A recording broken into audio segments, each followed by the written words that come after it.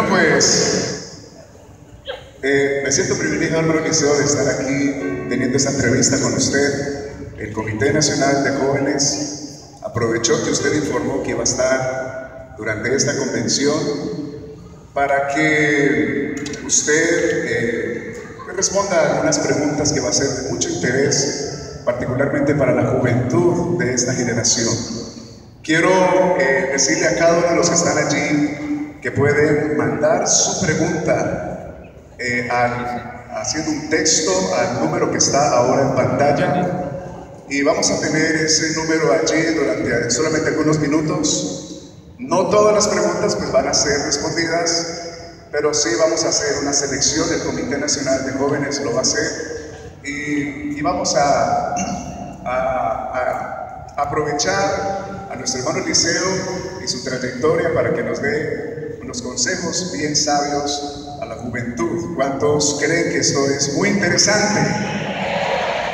Bueno, pues déjenme les hablo un poco acerca del hermano Eliseo. El nombre de él completo es Eliseo Duarte García. Nació el 20 de mayo de 1932 y tiene al presente 86 años. Nació en la ciudad de Zapatoca, Santander, en el país de Colombia, y actualmente tiene 62 años de ministerio. En enero del año 1956 salió al ministerio pastoral, y este dato es muy importante.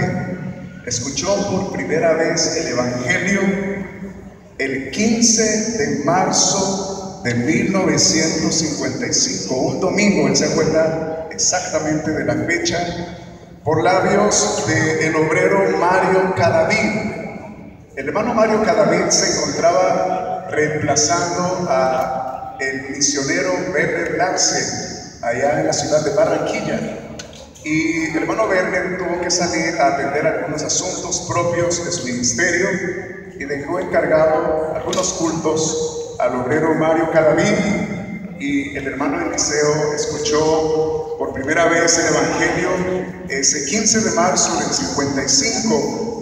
Y luego el misionero Werner Larsen le bautizó, lo casó con su amada esposa, con quien tiene actualmente 58 años de casados.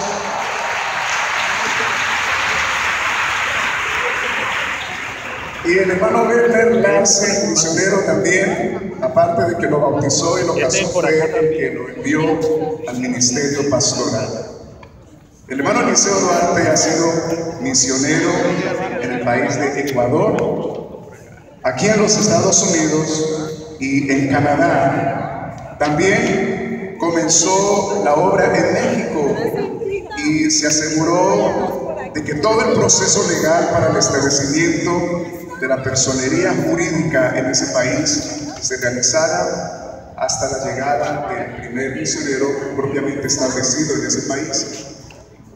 Bueno, hablando de los Estados Unidos, el hermano Eliseo llegó a este país en octubre de 1989 como respuesta a una solicitud que hicieron algunos hermanos que llamaron al país de Colombia pidiendo que mandaran a alguien que les atendiera espiritualmente, y él llegó a este país junto con otros directivos de la iglesia en Colombia. Y desde ese momento ya van casi 29 años que se comenzó la obra de Dios en los Estados Unidos, llamada la Iglesia Pentecostal Unida Latinoamericana. ¿Cuántos alaban al Señor por eso? Hermano Eliseo, que el Señor le bendiga. Presente su saludo a esta preciosa asamblea que está acá. Gloria al Señor Jesús. Un saludo, un abrazo grande para todos ustedes en el nombre glorioso de Jesús. Es para mí una especial bendición estar con ustedes, los jóvenes, aquí en esta ocasión, y poderles testificar de lo que ha significado el Señor Jesucristo para mí durante 63 años de caminar con Él. Amén. Tremenda experiencia, seguro que vamos a aprender mucho de nuestro hermano en esta entrevista. ¿Cómo se siente, hermano Eliseo, de ver el resultado de eso que comenzó hace casi 29 años cuando usted llegó a este país? Grandes y maravillosas son tus obras, Señor Dios Todopoderoso.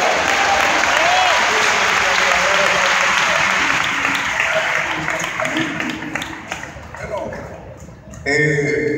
¿se imaginaba usted un resultado de eso? Bueno, uno nunca se imagina todo el resultado, pero si uno, desde que comienza con una persona o con una familia, uno sabe que, como está escrito, la palabra del Señor no vuelve vacía, sino que hará lo que ella quiere. Es decir, que uno predica confiando en que la palabra de Dios es viva y eficaz, y que Dios es el que envía su palabra para cumplir su propósito. Amén. Bueno, seguro que, hermano Eliseo, aquí hay jóvenes que acaban de terminar su high school, algunos otros jóvenes que ya empezaron a estudiar en la universidad, en el college, y tal vez en algunos de ellos está aún la inquietud de ¿qué voy a hacer con mi vida? ¿A qué me voy a dedicar? ¿Alguno aquí le está pasando eso? Que están buscando qué van a hacer con su futuro. Particularmente tengo una pregunta para usted, hermano Eliseo, y es la siguiente. Aquí hay jóvenes que desean dedicarse a servir al Señor, pero no saben por dónde empezar. ¿Qué paso le recomienda usted a ellos para que ellos lleguen a ser usados por el Señor tal como el Señor lo ha usado a usted? La misión comienza en la iglesia local. El ejemplo clásico es el de Moisés en el capítulo 3 de Éxodo. Moisés tenía 40 años de pastorear las ovejas de su suegro y llevó las ovejas al monte de Dios y vio una zarza que ardía y no se consumía. Y de hecho, calificó esa misión como una grande misión. Dijo, iré y veré por qué la zarza no se consume. Dice el siguiente versículo, cuando Jehová vio que iba a ver, lo llamó. Moisés, Moisés, quita las sandalias de los pies, porque el lugar que estás, tierra santa es. Ven y te enviaré a Egipto para que saques a mi pueblo, porque he visto su aflicción y he oído su clamor y he descendido para librarlos. Moisés enseguida se echó para atrás y dijo, no, Señor, ¿quién soy yo para ir a Egipto? Para ir a Faraón. Envía al que ha de enviar. En otras palabras, no cuente conmigo. Digo, hasta torpe de lengua soy. Entonces, ¿qué hizo Dios? Le mostró el poder. ¿Qué tienes en tu mano? Una vara. Echa la tierra y se tornó una serpiente. Y Moisés huía de su propia vara. El Señor le dijo, tómala por la cola y se volvió vara. Mete tu mano en tu seno y sácala y estaba leprosa. Vuelve y métela y la sacó y estaba limpia. Entonces el Señor le dijo, con estas dos señales irás a Faraón y le dirás, deja ir a mi pueblo para que me haga fiesta. No para que haga fiesta, no para que me haga fiesta. Entonces, ahí está el proceso, visión. El que no ve es como el que no sabe. El que no ve nada, ¿a qué llamar y a qué enviar? O sea, lo primero que Dios hace es darle una visión a la persona. Y cuando la persona responde a esa visión, Dios lo llama. Y todos los llamados nos hemos considerado incapaces ante la obra de Dios. No solamente Moisés se excusó, Jeremías también dijo: Señor, yo soy niño, no sé andar. Pero el Señor le dijo: no digas que eres niño, porque a donde yo te envíe, tú irás. Entonces, cuando uno ve la incapacidad, la inutilidad de uno para la magnitud de su obra, entonces Dios le muestra el poder. Y cuando Dios le muestra el poder, entonces lo comisiona. Entonces tomen en cuenta estas cosas. Número 1, visión. Número 2, llamamiento. Número 3, recursos. Y número 4, comisión. Lo primero que hay que, la visión viene en la iglesia local. Cuando el Señor me salvó hace 63 años, la única iglesia que había en la costa atlántica en Colombia era la iglesia de Barranquilla. El único pastor era el hermano Garza. La congregación era una congregación más o menos de entre 80 o 100 niños. Pero entonces, como el Señor me había salvado en 1949 de una masacre, yo fui el único sobreviviente. Yo sabía que vivía de milagro, y cuando oí el Evangelio, el Señor me dijo: para esto te guardé.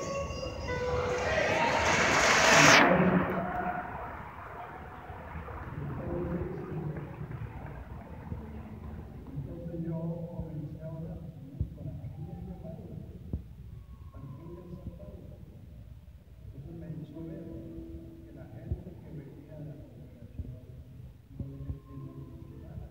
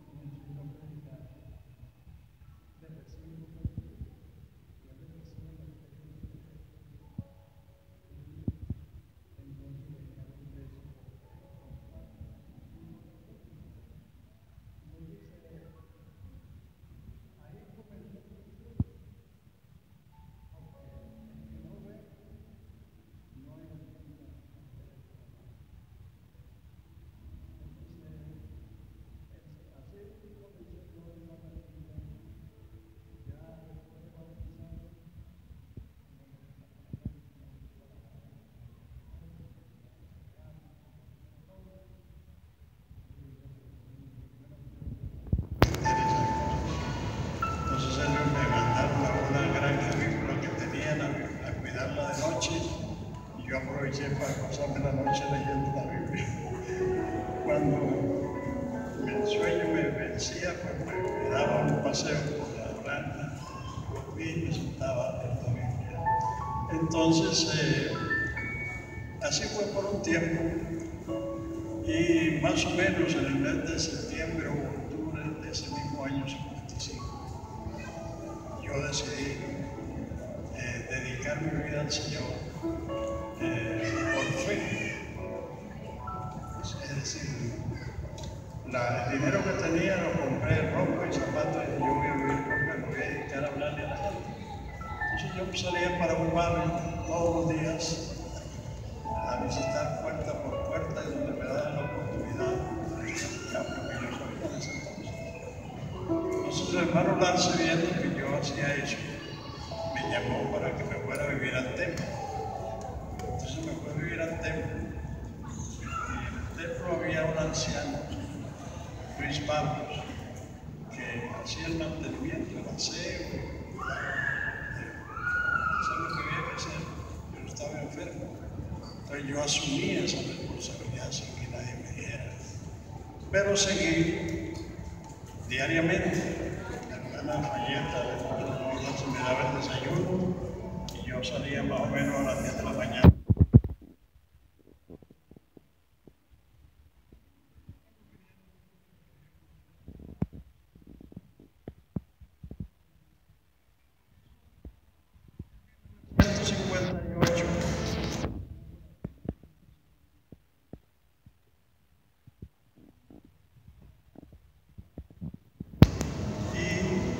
par de ancianos se fueron a tomar un terreno y para vivir allá, que eran casas de lata, de cartón, de plástico.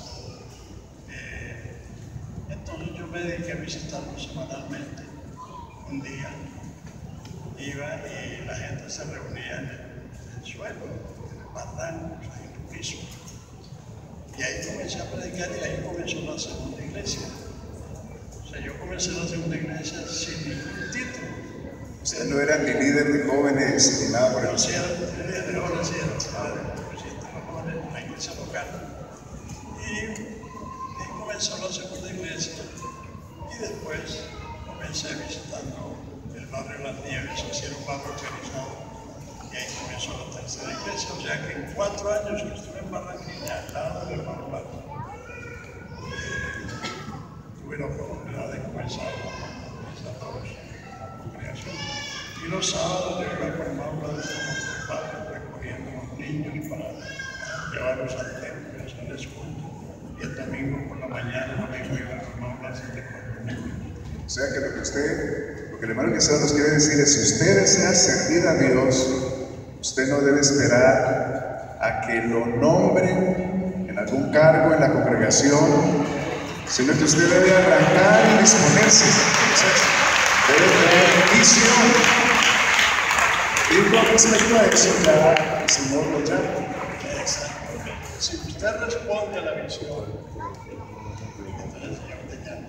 Porque el Señor nunca ha llamado vagos. Toda la gente que el Señor llamó estaban trabajando. Moisés era pastor de ovejas. Los apóstoles eran pescadores. Mateo era cobrador de impuestos, etc. Es decir, un vago que llamaba uno que sabe ser vago. Dios busca gente que le guste trabajar. Yo aprendí a trabajar desde los 10 años. Entonces, ahora tengo 76 años de estar trabajando. Y mejor es gastarse que oxidarse. Mejor es gastarse que oxidarse. Hubo algo que dijo el hermano Liceo que me llamó mucho la atención porque tiene que ver con el responder al llamado. Algunos de ustedes, tal vez, su pastor, su líder de jóvenes, le ha invitado.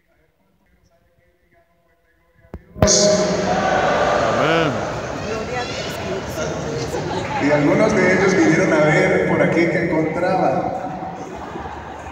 ¿Algún consejo, hermano Liceo, para los que están buscando novio o novia? ¿Qué le recomienda a usted a ellos? Bueno, les cuento mi anécdota. Atención. Cuando yo oí el Evangelio y vi que esto era tan santo y que este era el llamado a la salvación, lo primero que pensé fue: yo tengo que casarme para ser cristiano. Y me fui pensando eso para la casa. Pero en la casa yo me acordé, yo me puedo dormir. Entonces me bajé y me arrodillé y le dije: Señor, sálvame como predicador. Y si tú me salvas esa noche, me cambió totalmente. A mí se me olvidó lo que yo había pensado y yo vine a casarme a los 5 años.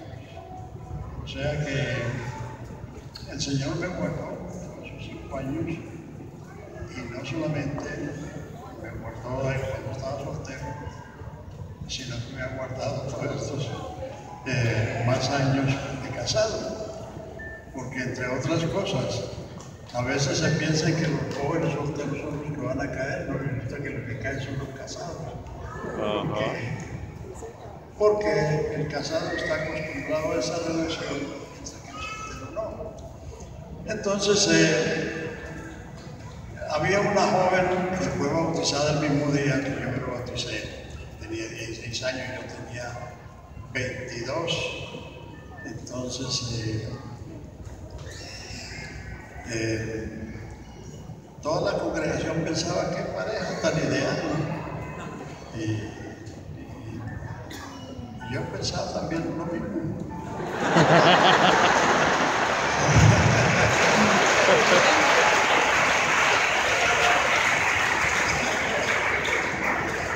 entonces, como los padres de ella, como de su hermana, que era la dueña de la tienda, vivían en otro lugar, vivían en Santander, estaban en Barranquilla. Cuando ellos supieron que se habían convertido al Señor, vinieron y se la llevaron y la hicieron descarriar. Entonces, yo esperé por 2 años. A los 2 años apareció Marlene en la congregación. Y lo primero que pensé cuando la vi fue, si el Señor salva a esta muchacha, esa va a ser la mía. También tuvo visión. Hay que tener visión también para eso. Pero yo no le dije nada. Hasta que ya no se bautizó. Después de que se bautizó, porque entablamos una amistad, un noviazgo, y a los 2 años nos casamos, en 1960. Así que Dios me dio la mujer más excelente que he encontrado en la vida, y con ella hemos tenido 6 maravillosos hijos. Ya tenemos nietos, ya tenemos bisnietos. Bueno, de manera que eso viene de Dios también. Y le cuento también una anécdota. Las hermanas Dorcas en Barranquilla, cuando vieron que yo me caminaba a Barranquilla a pie y a veces en bus, entonces cuando no tenían para el bus yo me iba a pie a donde fuera. Entonces se compraron una bicicleta y me la regalaron, valió 150 pesos en ese entonces. Y yo feliz visitando con mi bicicleta. Y cuando Marlene cumplía años el 30 de marzo, entonces yo fui y compré un regalo, lo empaqué y lo puse en la parrilla de la bicicleta y me fui a visitarla. Y entonces entré a la casa para ver si ella estaba. Y cuando salgo, se habían robado la bicicleta con el Entonces eso me dio a mí un temor. ¿Será que Dios me está reprendiendo? Porque resulta que en la congregación no estaban de acuerdo. Primero, porque era la mujer más bonita que había en Barranquilla. Segundo, porque estaba recién convertida y generalmente eran las hermanas que hacían la vida a cuadritos a ella. Entonces, porque pensaban que ella me iba a descargar, pensaban que yo estaba mirando solamente la hermosura y que me iba a apartar por eso.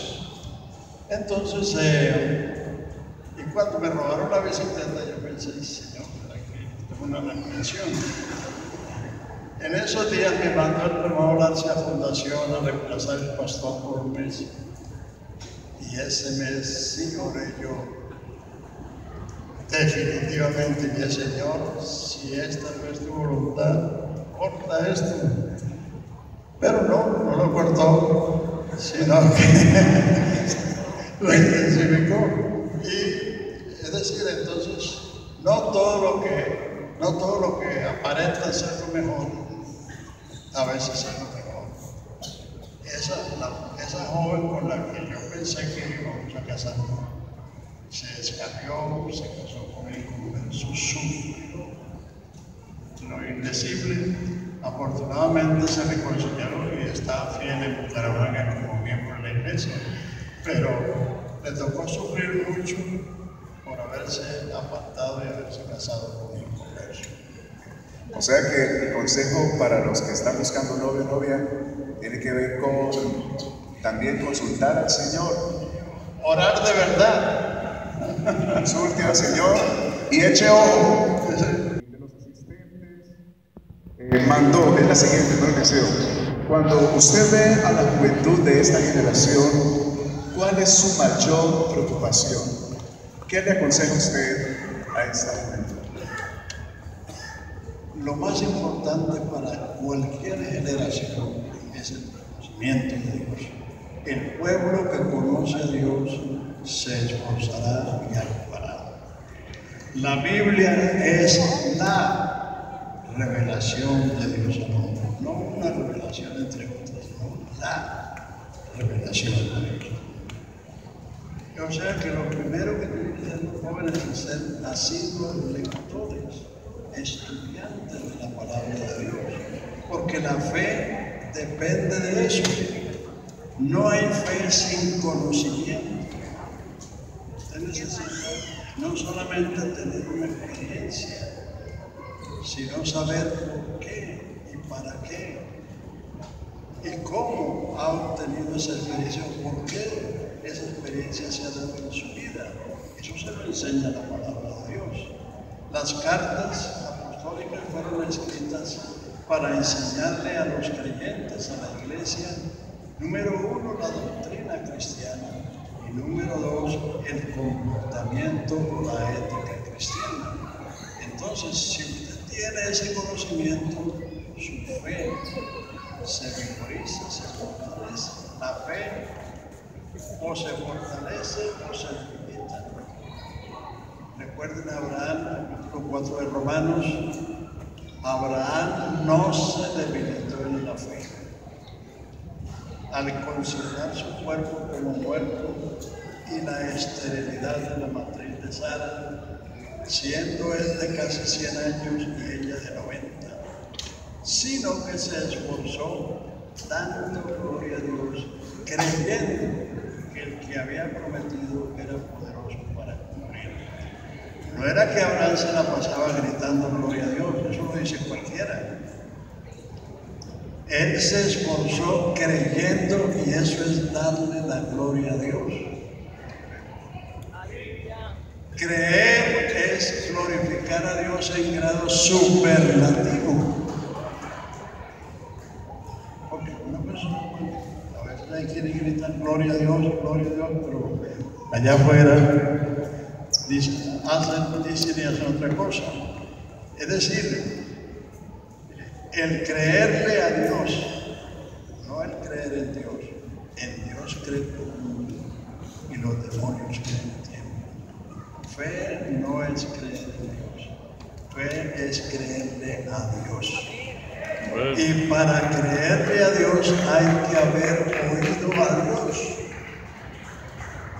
Y como usted no viene todos los días a culto, pues sí debe leer la palabra de Dios todos los días. Yo leía, hermano Liceo, que esta generación, y de acuerdo a los mensajes del día de ayer, en donde nos leían unas estadísticas, una información importante, también hace algunos meses leía que esta es la generación que más está ignorando de la palabra de Dios.